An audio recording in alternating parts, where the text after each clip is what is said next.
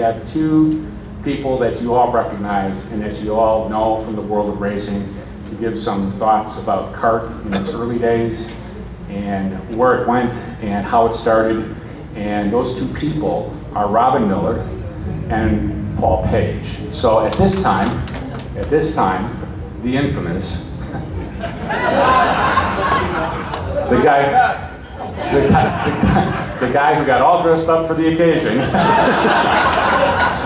May I introduce to you the infamous Robin Miller.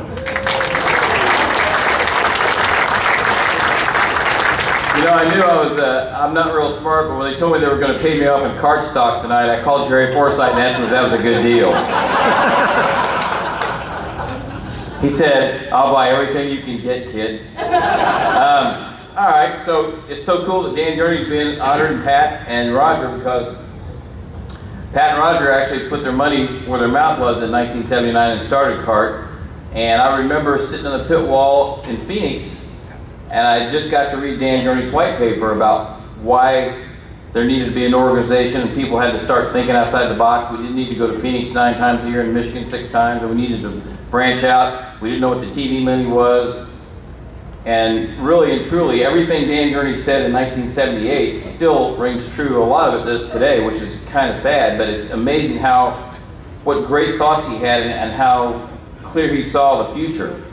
Now, Dan didn't feel like taking time off to do it, so it fell to Roger and to Pat to pretty much run with the show. But I do remember sitting on the pit wall with Roger Penske at 79 after the Phoenix race, and he said, you know, you ought to come to work for us and be our PR man. And I spit my Pepsi out and I said, Roger, I couldn't work for you, brother. That lasted about 30 minutes. But thanks for the thought. So it was funny because the next few years I was either the Antichrist in Indianapolis because I wasn't a USAC guy anymore, even though I still raced USAC midgets.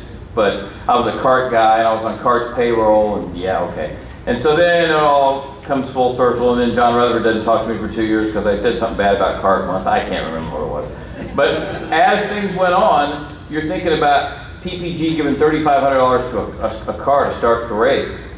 And that was unheard of. And I remember Fred Ruth wanted to give the Speedway money, and he did. And it was starting money for the Indy 500. And gradually, because of PPG and because of RP and Pat and some of the associations they made, this thing started to get a little momentum. And you're thinking, okay, they started out and they didn't know where they were going to go because USAC had a lot of the tracks. So I think what was interesting was to watch CART grow. And by 1993, Bill France was scared to death of CART. Bernie Ecclestone was scared to death of CART. When Nigel Mansell came over and Jim McGee introduced him to the team up at Newman Haas to take Michael Andretti's place, not only was one of the greatest secrets of all time, it was probably the greatest coup of all time. And the whole world of motorsports was pretty much stunned that, holy shit, these guys are kicking our butt. How are we going to keep up with this? And I think what we saw in the 90s was probably the renaissance and probably the best times open wheel racing will ever had, because we had 28 fully funded cars.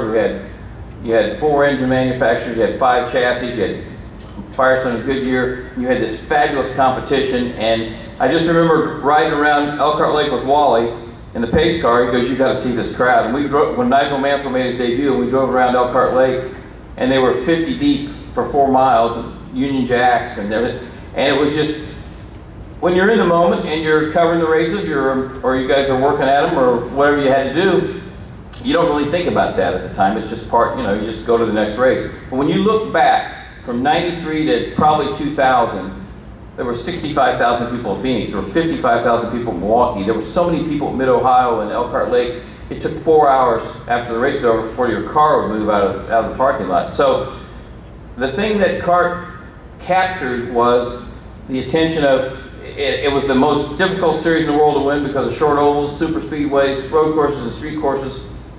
And just the way the whole thing started and the way it kind of reached its crescendo before the idiot grandson invented the IRL. I'm sorry. Before the worst timing in the history of racing is when somebody else comes in and starts another series right in the middle of this great run. So we know what happened, and it'll never probably get back to what it was in the heyday of kart, and it was fun to cover, and it was exciting racing. And I'll leave you with this thought. One guy will come here next year. If you just buy Bobby Unser a plane ticket and a room and some free food, he'd love to see some of you people. Thank you.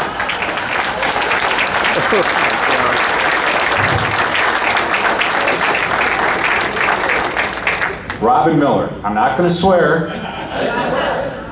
and I'm always going to be politically correct. All right, anyway, Robin, thank you for being here. We appreciate it.